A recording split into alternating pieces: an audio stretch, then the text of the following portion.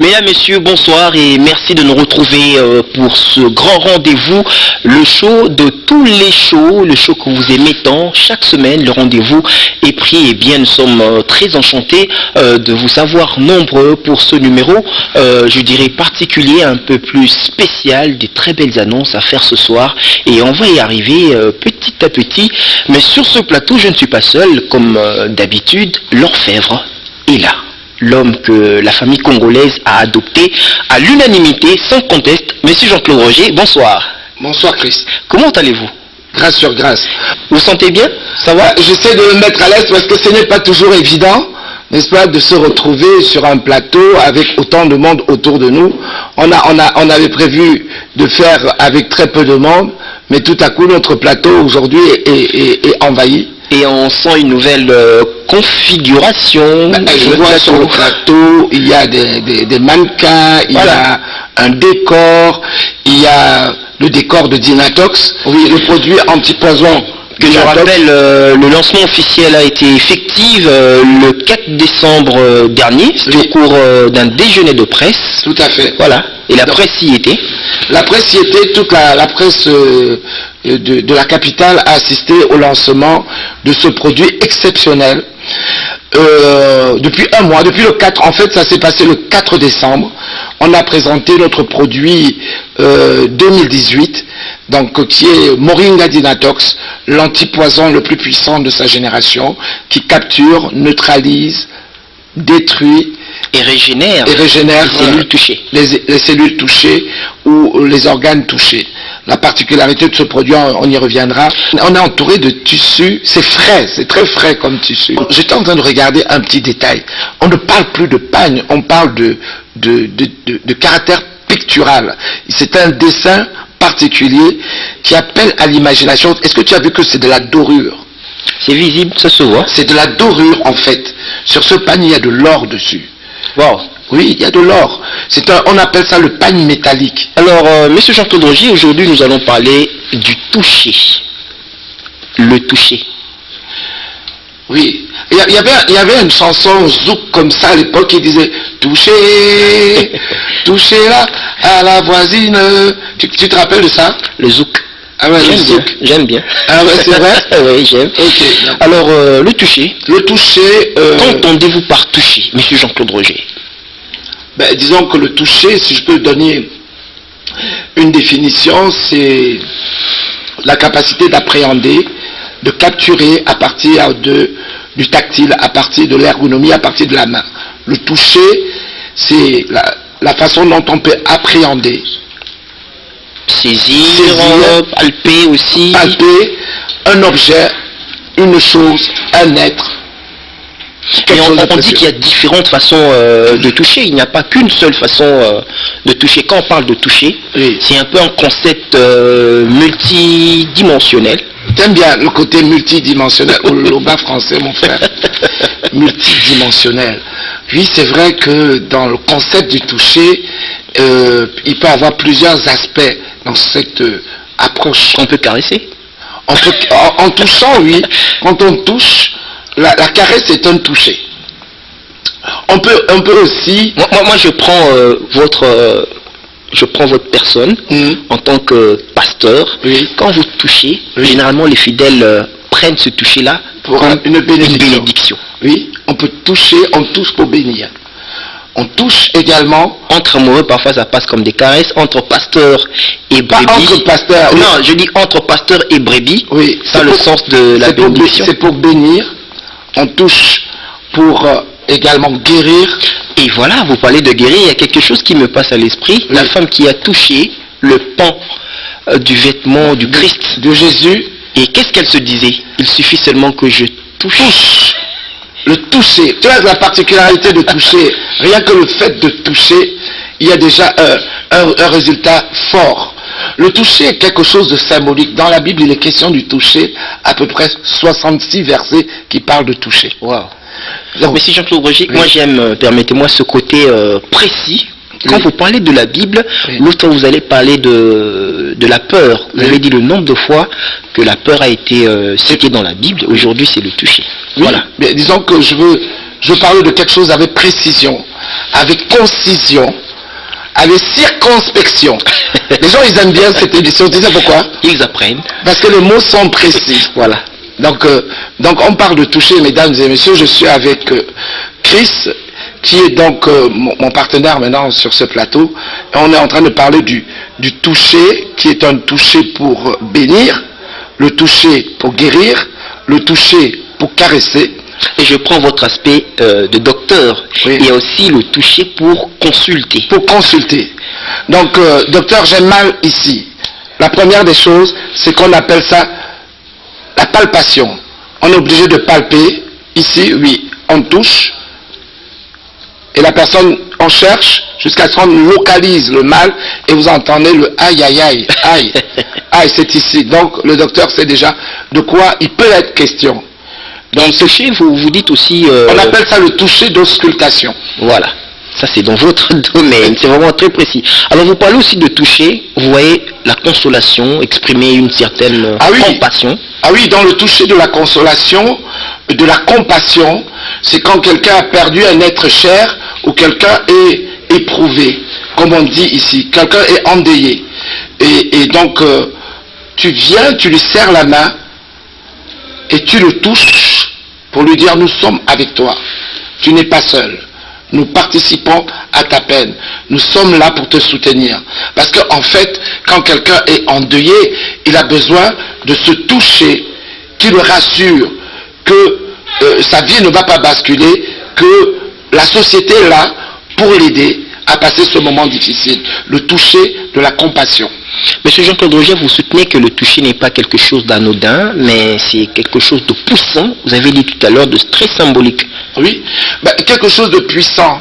Dans le toucher, vous avez la relation entre deux personnes. Alors, il y avait un toucher qui plaira certainement aux hommes politiques. C'est le toucher qu'il y a eu entre Emmanuel Macron et Donald Trump. Alors, ce toucher était particulier, mesdames et messieurs. Ils sont allés pour se serrer la main. Serre-moi la main. Voilà. Mesdames et messieurs, vous voyez, un serrage de main. Ce serrage de main a duré longtemps. Et la poignée de main était ferme et puissante. Et je lui ai écrasé la main malgré cela. Donald Trump ne voulait pas lâcher la prise. Et Macron non plus. C'était donc une confrontation de testostérone. C'est-à-dire que chacun voulait montrer qu'il avait quelque chose de puissant. Et ce toucher, en fait, c'est un toucher où tu exprimes également ta puissance. À travers la poignée de main, tu peux faire un toucher hostile également. Et puis tu peux faire également un toucher affectueux, le toucher. Alors quand quelqu'un te touche affectueusement, c'est quand tu passes à côté de quelqu'un et tu lui tapes sur l'épaule. Genre, n'aie pas peur, je suis derrière toi. C'est le toucher affectueux. Quand ton patron passe et qu'il te touche sur l'épaule comme ça, genre, ne t'inquiète pas. Et parfois, il y a même certaines photos pour mieux les immortaliser. Ah oui. Il faut une poignée de main. Il faut une poignée de main. Câlin, vous verrez que beaucoup de gens adorent montrer la poignée de main entre lui et la plus haute instance de l'État. Donc, on montre cette photo avec... Généralement. On montre cette photo où la plus haute instance de l'État vous serre la main, genre naïe billet et namonier. Donc ce toucher veut dire je fais partie déjà d'un clan, je le connais personnellement, nous nous sommes rencontrés. Donc ce toucher qu'on veut symboliser également, ça a une symbolique également cette photo où tu te montres avec le patron des patrons. Alors, on est en train de découvrir les différentes dimensions de ce concept touché, mais vous allez encore un peu plus loin, même au niveau commercial, quand les gens veulent acheter, ils touchent, ils veulent palper. Oui, quand les gens veulent acheter, tu vois ce pain, moi j'aimerais bien me le procurer, j'aimerais bien ce pain-là, je suis obligé de toucher, de sentir la texture, d'imaginer la matière sur moi, d'imaginer ce vêtement en train d'évoluer sur mon corps. Je trouve ce tissu au toucher, au grain du toucher, agréable au toucher, parèche, soyeux, doux. On sent aussi du coton dedans. Et dans ce sens-là, On sent- le toucher devient une option impérative. Hein. La personne se dit, je dois d'abord toucher. Je dois d'abord toucher pour acheter. Bon, Heureusement qu'avec ces pannes, quand on touche, on n'est pas déçu. Hein. on est passé. Je sens. Tu as bien touché. Oui. Regarde Je comme sens on est en train de toucher le pain. texture de qualité, Ouais, très bien dorée. ouais. Bon, on y reviendra, monsieur Jean-Claude Roger. C'est quel pain ça? Tu sais ce pain, tu sais quel... Ah, c'est à vous le privilège de nous faire les belles annonces ce soir. Non, mais je te signale que c'est un pain déception. C'est-à-dire qu'ils ont refait leur style. À la base, c'était une maison qui était spécialisée que pour les jeunes. Maintenant, ils ont revisité leur collection et ils ont donné beaucoup d'images, beaucoup de fleurs, beaucoup de gaieté. C'est la maison Woodine. Ah, Et donc nous allons tout à l'heure discuter de pourquoi ce changement, pourquoi ce nouveau look, pourquoi ce nouveau style, pourquoi ce côté plus glamour, pourquoi ce côté plus people. voilà. Allez, on en parle, monsieur Jean-Claude Roger. Non, moi je suis dans le toucher. On va revenir dans le toucher pour conclure. Mais avant, Moi j'aurais voulu que tu me parles du toucher biblique. oui, le toucher biblique, on va y revenir, mais vous parlez des sensations. Ce concept est vaste. Et avec vous, on est encore en train d'aller en profondeur, en hauteur, en longueur, Est-ce que tu sais qu'on peut toucher pour caresser? Oui, on a Oui, commencé par toucher. toucher pour caresser. Toucher pour caresser. Quand quelqu'un te touche pour caresser, ça éveille les sens. Le toucher pour caresser. Le sensationnel. Oui, c'est sensationnel. C'est quelqu'un qui te touche la main. C'est une marque d'affection, mais c'est une expression de quelque chose qui vient Ce de toucher-là, parfois, est visible avec les chats, quand vous avez un chat à la maison. Ah ben vous le caressez. Voilà. Vous le touchez. Voilà. Toi tu es à Mundélé, quand tu parles de chat. Nous en Afrique, on dit au chat, sors de la J'ai eu beaucoup de chats. J'ai eu beaucoup de chats, tu aimes les chats? Oui. C'est très agréable à Ouais. toucher. Ok. Mais tu parles de chat, j'ai compris que en fait tu ne parlerais pas de chien, parce que l'Africain a peur du chien. Alors si tu veux que l'Africain ne rentre jamais chez toi, achète un gros chien. Parfois, il vient te chercher, mais il demande si le chien est là. Non, si le chien est attaché. Non, deux fois, on dit d'abord, ah, on boit Zalaka. Ah, il dit d'accord. oui, Bakangi, c'est la deuxième chose. D'accord, on l'a attaché. D'accord. Donc, d'accord. vous nous replongez dans l'aspect biblique, Oui. avec le mot toucher. Ben, dans le mot toucher, dans la Bible, disons que dans l'ancien temps, on était plus enclin à assister au toucher. Jésus, même pour réaliser ses miracles, est passé par le toucher. Il avait touché l'aveugle. Jésus a touché également le cercueil de la veuve Qui allait enterrer son fils. Naïm, Ouais. d'accord? Ouais. C'était par le toucher qu'il a ressuscité. Même pas le toucher physique de cette personne, mais c'était le toucher du cercueil. Il a juste posé la main et il a donné un ordre. Il a dit, lève-toi. C'était un ordre, c'était pas... Parce que souvent dans la déclaration, il faut que ce soit très puissant.